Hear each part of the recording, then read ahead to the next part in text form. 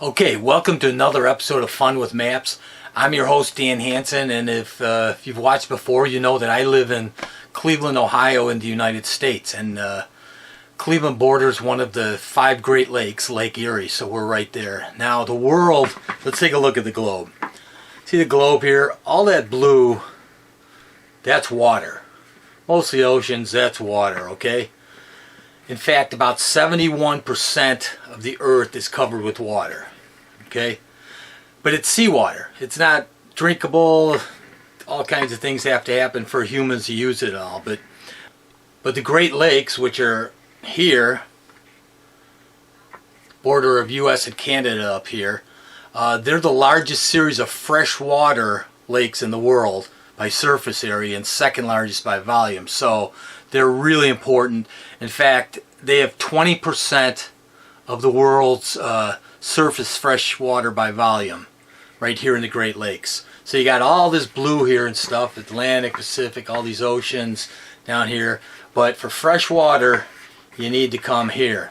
Now, they're not, we say it's the second largest lake by total volume. Let's take a look at the first for a second.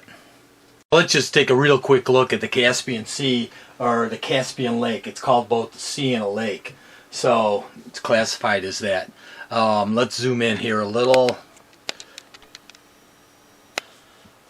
Okay, so here's the Caspian Sea. Pretty big. And as you can see, it's bordered by, here's Turkmenistan, here's Kazakhstan, here's Russia, here's Azerbaijan, and here's Iran.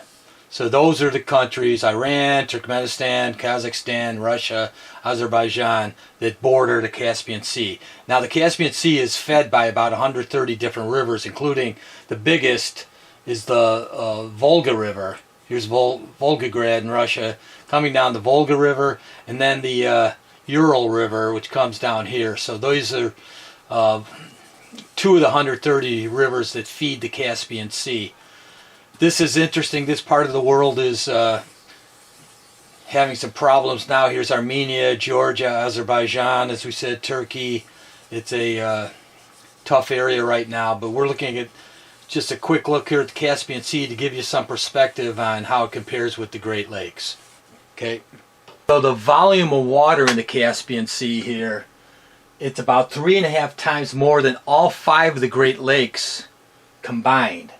So again, is it a lake, is it a sea? It's been classified as both, but it's got a much greater volume than the Great Lakes. So that's certainly not to take anything away from the Great Lakes. So here they are, the 5 Great Lakes, and there's a few easy ways to remember them. You were taught in school probably. You know, we had, if you remember the mnemonic HOMES, H-O-M-E-S. So you'd have Huron, Ontario, Michigan, Erie, and Superior.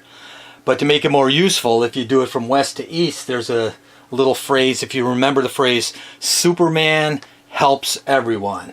So from west to east, Superman, Superior, Michigan, helps, Huron, everyone, Erie, Ontario. Okay?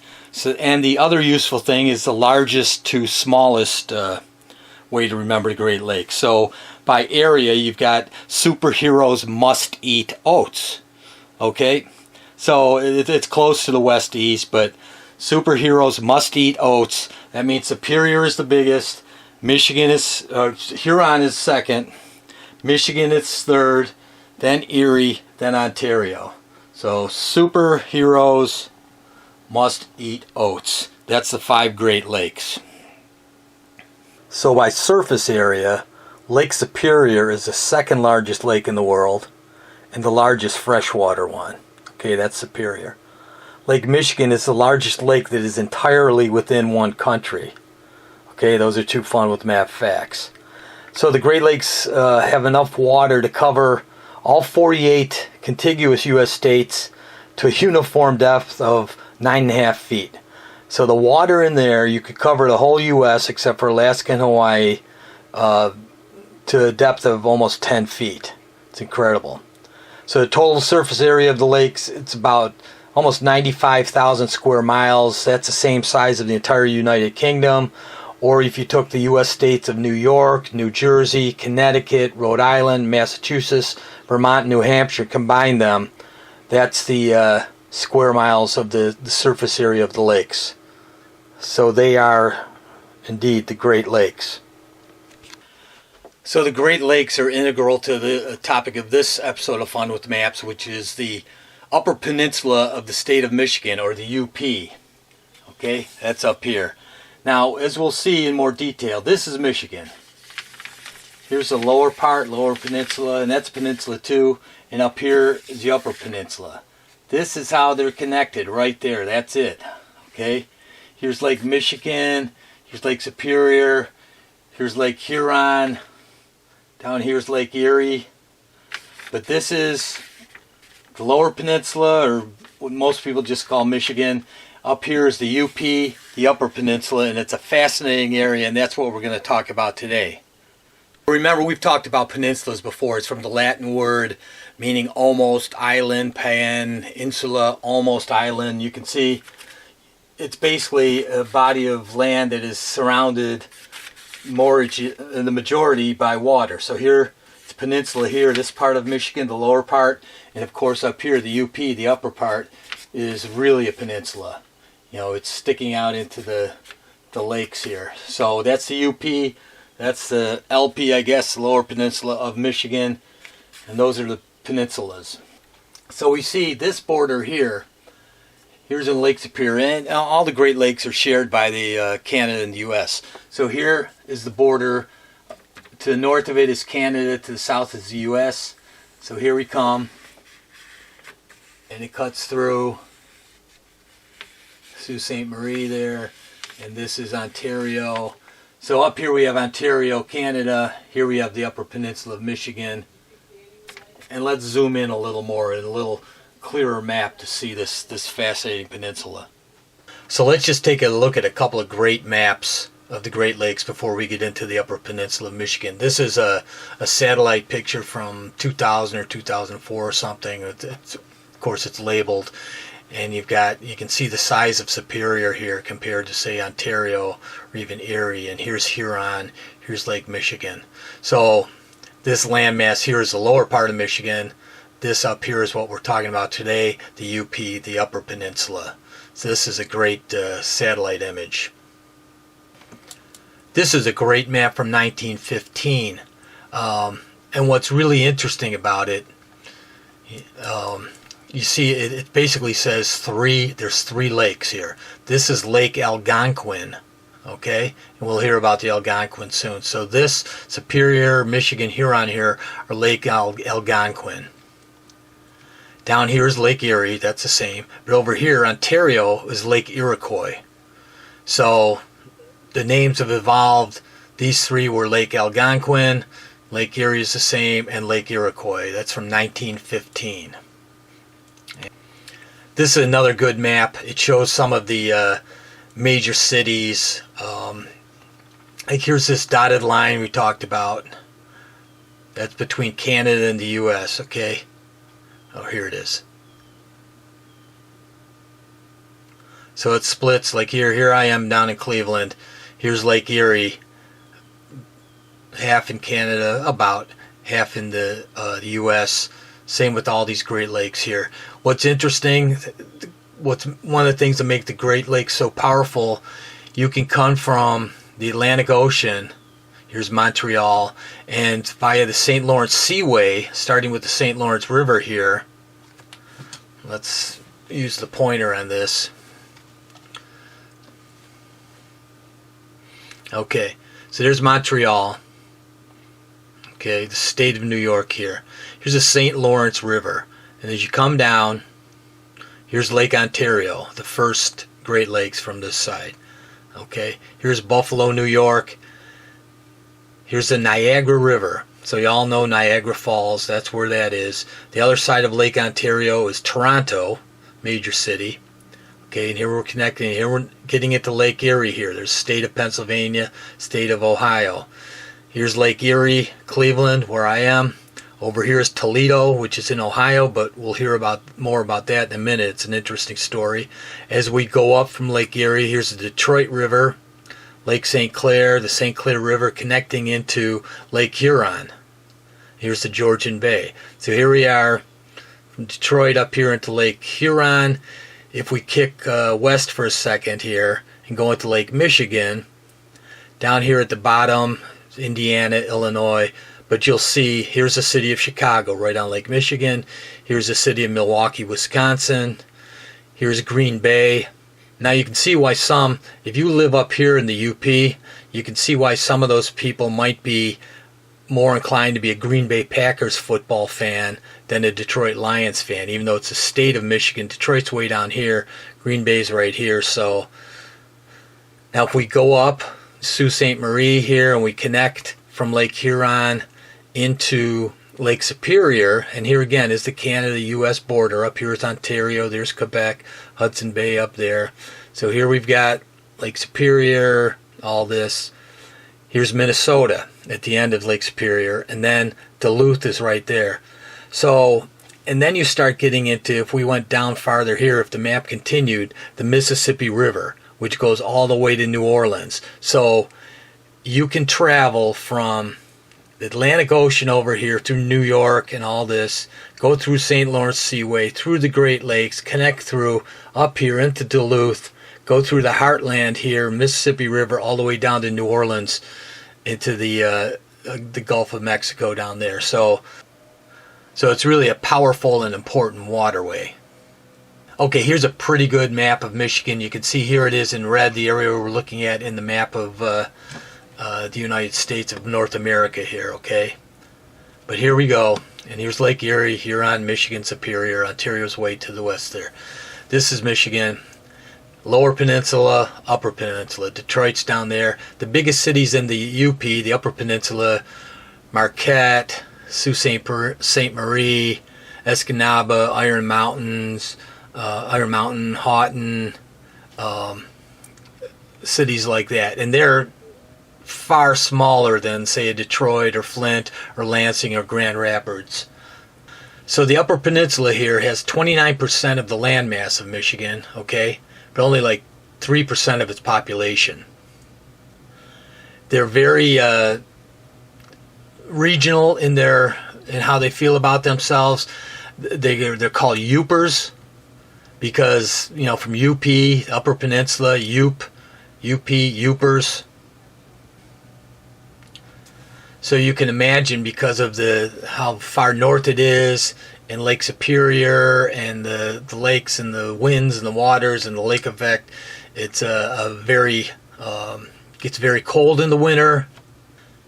And of course it gets more snow than even most of the eastern part of the U.S. because just by looking at the geography here, you got the winds coming down, lake effect from Lake Superior, and above from Canada. So it's not really good for agriculture because, well, it's the soil isn't that good. It's heavily forested. The climate, it's far away logistically to get the crops to market. So agriculture isn't really a big thing in the UP. So, you know, along with the short growing season, but there is a lot of wildlife, and it's things like moose and bobcats and wolves and deer and coyotes, foxes, owls. Okay, so here's a brief history of the UP, the Upper Peninsula. Remember when we looked at this map that said Lake Algonquin, and of course Lake Iroquois and Lake Erie? Okay, so the UP was probably first inhabited by the Algonquian-speaking Native American tribes, who they probably came around 800, and you know, they were fishermen. Later it was explored by French colonists, and the British came in, and in the late 18th century the new United States was ceded to them. So a guy named Brulé of France was probably the first European to visit the peninsula. They say back in 1620 he crossed the St. Mary's River. He's looking for a route to the Far East. So here we see it all joined together. But here's Huron, here's Superior, and right in here, Sault Ste. Marie, here's St. Mary's River, where Etienne Brulé came in. So the French laid claims to the land in the 17th century, and they had missions and trading posts, and like Sault Ste. Marie and Saint Ignace and all that. So in 1763, remember, there was the French and Indian War going on, and the territory was ceded to Great Britain. So Sault Ste. Marie here is the oldest European settlement in Michigan. So this is a great map by a guy named Kevin Myers from the English language Wikipedia.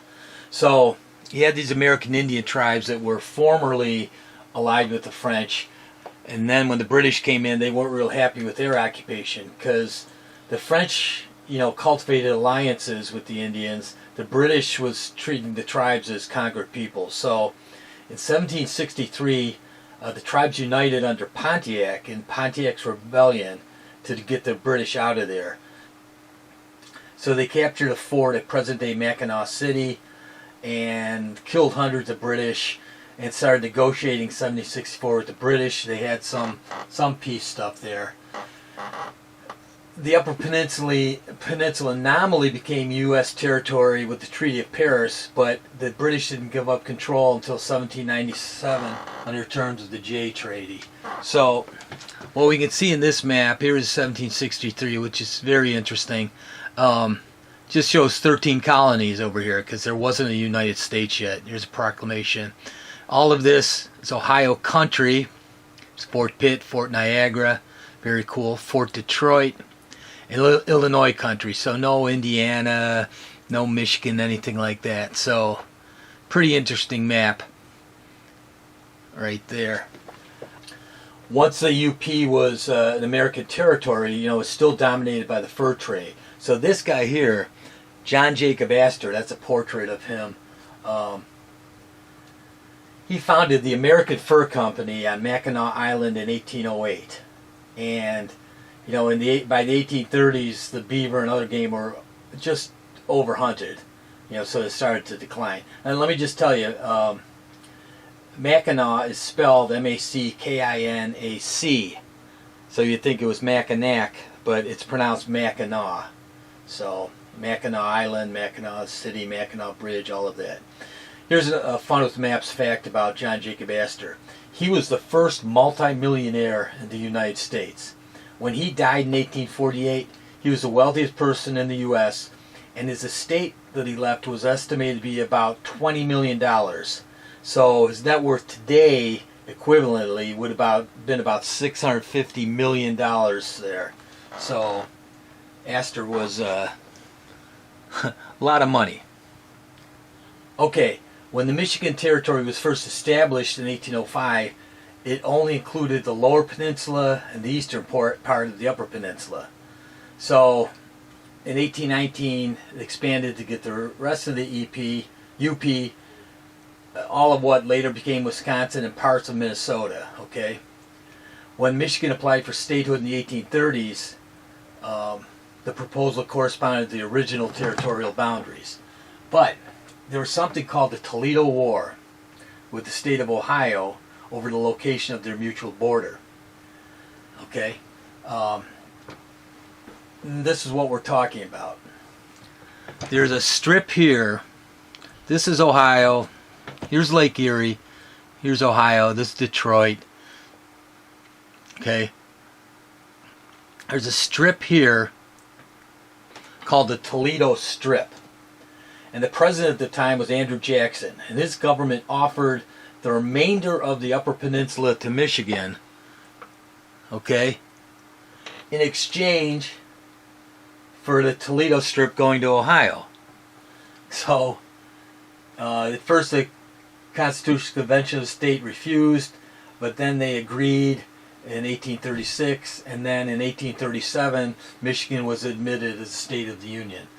At the time, believe it or not, Michigan was considered to be the losing party in the compromise because the land in the Upper Peninsula was, it was cold and tough soil, and the climate was bad, and it looked like it was always going to be a wilderness. Here, Ohio did gain Toledo. Toledo is so close to Detroit there. In fact, the Toledo Mudhens baseball team is affiliated with the Detroit Lions instead of 2 hours to the east, the Cleveland Indians. So this Toledo strip here, this is what Ohio got. In exchange, Michigan was granted this whole UP up here. So that was a pretty good compromise. They did well. Ohio's glad to get Toledo. It's a good compromise. So at the time, like you say, they thought Michigan was the losing party in the compromise. But all of a sudden in the 1840s, they found a bunch of rich mineral deposits, mostly copper and iron, up in the UP. So this is a picture of Quincy Mine near Hancock, where they mined copper until 1945. So the number 2 shaft house here on the left, and the hoist house or the rest right, are the main features of the Quincy Mine. And the steam hoist, which is still located inside, is the largest steam hoist in the world. So this is the Quincy Mine near Hancock in the UP.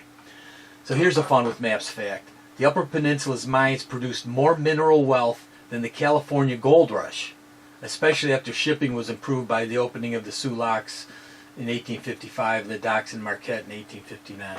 So more than the California gold rush. So the UP supplied 90% of America's copper by the 1860s. It's the largest supplier of iron ore by the 1890s, and production continued to peak in the 1920s, but then it sharply declined. The last copper mine closed in 1995. Most of them had closed decades before that. There's still some iron mining near Marquette, and actually a nickel copper mine, the Eagle Mine, actually opened in 2014. But you can see from the maps we've looked at how valuable being right on the Great Lakes, having the St. Lawrence Seaway, and that all that connectivity. So to have mining up there, you could get that copper and iron ore and nickel and all to all these major cities, from Duluth to Cleveland to Buffalo to Toronto to Montreal to Detroit, Toledo, all that. So the mining in the UP was really important. So the Upper Peninsula is separated from the lower by the Strait of Mackinac. It's about 5 miles across at the narrowest, and it's connected by the Mackinac Bridge at St. Ignace, one of the longest suspension bridges in the world. So here's a picture of the Mackinac Bridge from Mackinac City. A guy named Peter K. Burien took this photo, so thank you for that. It was completed in 1957. Before that, the travel between the two peninsulas was difficult and slow, and during the winter maybe even impossible. So they back in 1881 there was a Mackinac Transportation Company. They started a railroad car ferry, and by 1923 the state of Michigan had car ferries between the two peninsulas. The wait could be a couple hours, and sometimes it was frozen over. It was a tough one. So they've got to connect with bridges in the UP. So the biggest ones, the 3 major bridges, are the Mackinac Bridge, which connects the lower peninsula with the upper, the Sault Ste. Marie International Bridge, which connects the city of Sault Ste. Marie to its twin city, Sault Ste. Marie in Canada. So that's pretty cool. You got Sault Ste. Marie, Canada, and Sault Ste. Marie, U.S. there. And then the Portage Lift Bridge, which crosses Portage Lake. That's the world's heaviest and widest double-decked vertical lift bridge, and lifts to give about 100 feet clearance for ships. So here's a map where we can see the Mackinac Bridge. Here's the lower peninsula, here's the upper peninsula, and then this red circle there, that's where the Mackinac Bridge is. A suspension bridge. It's about 26,000 feet long. They call it Big Mac or the Mighty Mac. It's the 24th longest main span in the world, and it's the longest suspension bridge between anchorages in the Americas.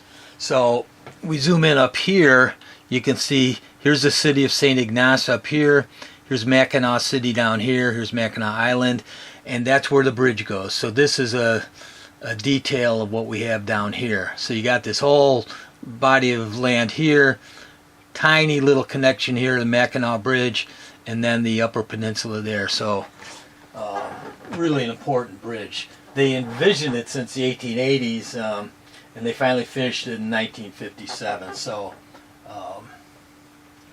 This is this map is by a guy named Phizzy, P-H-I-Z-Z-Y. So thank you for that. And here's one more image of the Mackinac Bridge. This is from the air. It's by someone named Justin Bilal. So thank you for that. And you can see just what a huge suspension bridge it is. Here's the car, so you can kind of get a detail of it. You know, every year since 1958, they have something called the Mackinac Bridge Walk, and it was led by their governor back then. And the first walk was held during the bridge's dedication ceremony, and it's been held on Labor Day ever since 1959. They used to have school buses take walkers, you know, to begin the walk. So thousands of people, traditionally led by the governor of Michigan, crossed the 5-mile span on foot from St. Ignace to Mackinac City.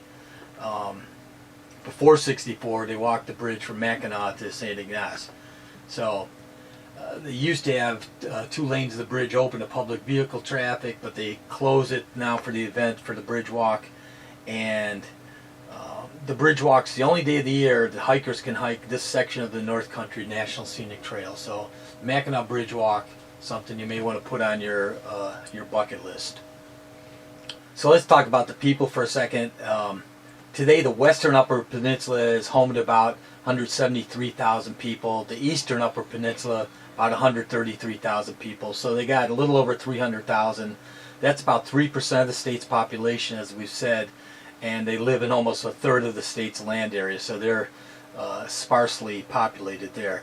Here's a fun with maps fact. You know, we said that the people living up there are Yoopers, or Yoopers.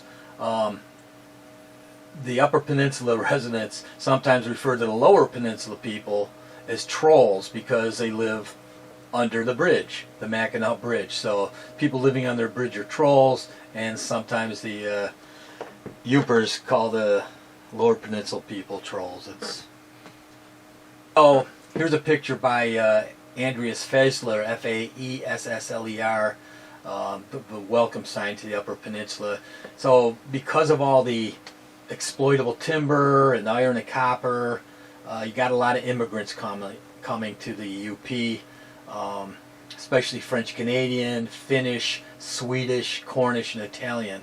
So during the 1890s, Finnish immigrants began settling there in large numbers, and they were actually the plurality in the northwestern half of the peninsula. In the early 20th century, 75% of the population was foreign-born, 75%. So here's a fun with maps fact. The peninsula includes the only counties in the United States where a plurality of residents claim Finnish ancestry. And they, you know, they appreciate the Finnish sauna and the concept of sisu. They've widely adopted that by residents of the UP. You know, when we looked at the map of Finland, we learned about sisu, my favorite word, and the sauna. Finlandia University is America's only college with Finnish roots, and that's up in Hancock. And in fact, the street signs in Hancock are both in English and Finnish to celebrate this heritage. So there's other sizable ethnic communities in the UP: French Canadian, German, Cornish, Italian, and Ojibwe, you know, the Native American tribe. UP natives can speak a dialect influenced by Scandinavian and French Canadian speech.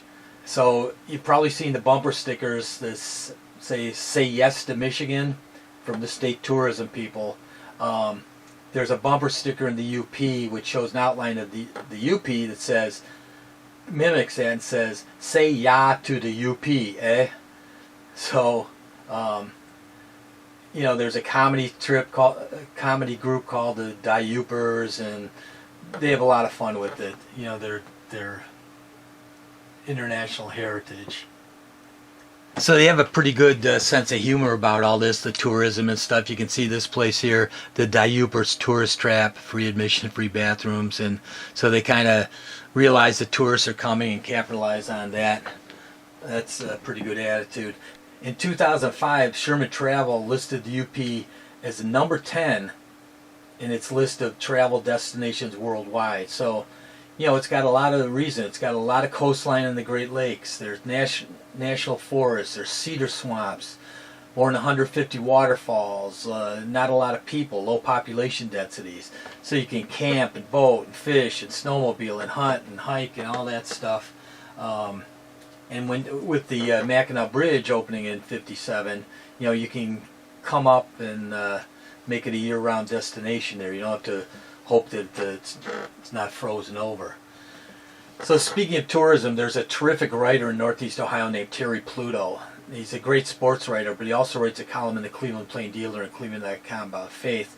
And he recently wrote a column about the UP, and he wrote, and I'm quoting here, "For at least the last dozen summers, my wife and I have spent at least a week each summer in Michigan's Upper Peninsula.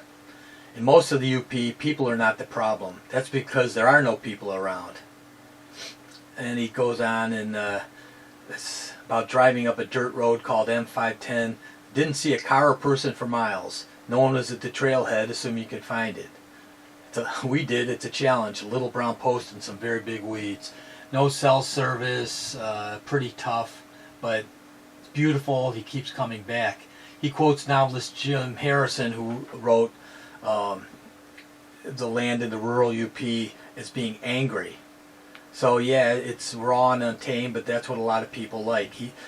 Terry says, "We usually stay in Marquette. We rent a beautiful house, eat whitefish and lake trout in nice restaurants, so we're not sleeping under stars, swatting bugs, and wondering if a hungry bear will show up." So if you get a chance, search for Terry Pluto, Pluto, Upper Peninsula, and read his whole column about it. It's really good. He talks about the horseflies there in May, June, or even part of July that must take off from aircraft carriers. They're so big. So, and winter, hundreds of inches of snow if you're into that. But like he says, no matter when you come, you really will get the sense that God is in control. So check out that story by Terry Pluto. It really gives you a good personal look at the UP. And of course, there's American Indian casinos up there, and that also attracts the tourists there. One thing when you're up there, the distinctive local cuisine, there's something in the north, you see some of the other northern states, something called a pasty. And a pasty, it's spelled Pasty. It's kind of a meat turnover, and originally the Cornish miners would bring it over, and it's something they could eat while they're working. And it's stuffed with chicken or venison or pork or hamburger, and so be sure to get a pasty if you go up to the UP. So as we wrap up this episode of Fun with Maps about the Upper Peninsula here, it's really, for a small area and for something that was kind of given as a booby prize in exchange for Ohio getting the Toledo Strip, there's some noticeable people you might recognize that are from the UP. For example, we've all heard about the Gipper, George Gipp. He was immortalized in the film Newt Rockney, and Ronald Reagan played him. And he was the first All-American player of the Notre Dame football program. George Gipp was from the UP. So Tom Izzo, who's Michigan State basketball coach and a Hall of Famer, was a native of Iron Mountain, and he went to Northern Michigan University. You may not know the name, but there's an actor named Terry O'Quinn. He was born in Sault Ste. Marie back in 1952. You may remember him as John Locke in the TV show Lost. He's the bald guy in that. And he also he plays a recurring role in Hawaii Five-0. So John Locke and Terry O'Quinn, the actors right there, born in Sault Ste. Marie there.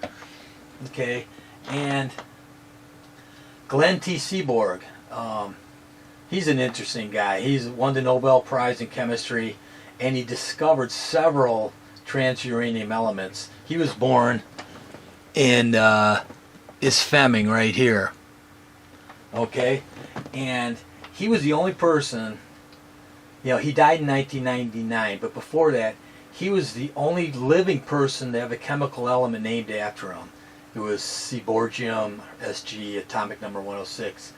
There's controversy because you weren't supposed to name it after a living person, but they did it for him, and after he passed away, the controversy went away. And the Seaborg Center at Northern Michigan University is named in his honor. And finally, Howard Schultz, the chairman of Starbucks, is an alumnus of Northern Michigan University. So UP is fascinating. There's one last thing to talk about. So I hope you enjoyed this latest episode of Fun with Maps. The UP is fascinating to me, and there's one more very interesting part that I want to close with. As always, first, if you like this, please click like. If you don't want to miss any episodes of Fun with Map, please subscribe. And if you have ideas or thoughts or comments, I'd love to hear them for future episodes or how we can make these episodes better. But anyway, here's the closing remarks about the UP. So you see how it's really geographically separate, the UP from the lower part of Michigan. And you see how there's some cultural differences in the people in the UP. So throughout history, in the early 20th century, especially in the 70s, there have been some talk about the UP seceding from the state of Michigan to make its own state. It would be the 51st state, and they'd call it Superior. Well, if that happened, it would be the least populous state in the Union. There was a big push in the 70s to try to get that to happen, but it failed.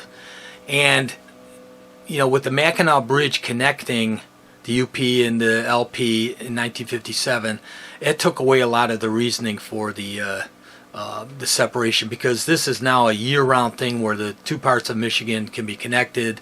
It's not weather dependent, and there's more of a connection between the UP and the LP of Michigan. So don't expect the Upper Peninsula of Michigan to become the 51st state in any time. So thanks again. I'm your host, Dan Hanson, and keep on having fun with maps.